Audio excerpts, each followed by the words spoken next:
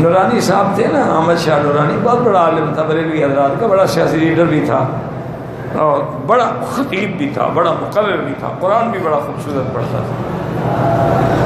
ایک دن یہ تبلیغی حضرات ہیں تو ایسے نا ماشاءاللہ کہ وہ مشورہ کیا کہ بھائی بات یہ ہے کہ اگر خدا نے قیامت میں ہم سے پوچھ لیا کہ بھئی نورانی کو دعوت دی تھی تبلیغ میں جانے کی، چیلہ لگانے کی، تو ہم کیا کہیں؟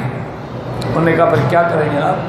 انہوں نے کہا اس کا جو ڈاکٹر ہے نا وہ اپنا جماعت کا ہے، اس ڈاکٹر کے ذمہ لگاؤ، وہ اس کو دعوت دے۔ رستہ نکال لیا انہوں نے، ڈاکٹر کو سمجھایا، تیار کیا، ڈاکٹر صاحب گئے، ملے، انہوں نے کہا حضرت آپ کو پتہ ہے کہ رائے بھنڈ میں کم از کم 15 سے 20 لاکھ آدمی اکٹھا ہوتا ہے اور وہ سارے اہل سنت والجماعت ہیں، آپ کے ماننے والے ہیں۔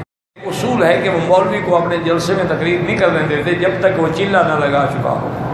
آپ اگر ایک دفعہ چلہ لگا لیں اور ان کی سٹیج پہ بیٹھ کے تقریر کریں تو 20 لاکھ آدمی ایک ہی دفعہ آپ کو مل جائے گا، ہیں تو سارے وہ آپ کے۔ نورانی صاحب ہنس پڑے، انہوں نے کہا ڈاکٹر صاحب اگر میں 40 دن کے لیے ان کے ساتھ چلا گیا میں بھی ان جیسا ہوں، پھر ان کی مخالفت کیا کروں گا؟ یہ تو لوت کی پٹی ہے، جس درخت پہ ڈال دو درخت کو کھا جاتی ہے۔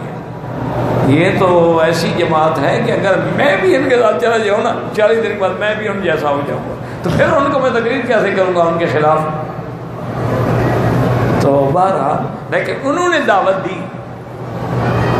تو دعا کریں کہ جتنے ائمہ اربعہ کے ماننے والے ہیں ان کے اللہ پاک ماننے والوں پہ کروڑوں رحمتیں فرمائے، جو محدثین ہیں، مجتہدین ہیں اور جو حرمین الشریفین کے خادم ہیں، حرمین الشریفین میں آنے والوں کا استقبال کرتے ہیں، اللہ ان کو بھی جزائے خیر عطا فرمائے۔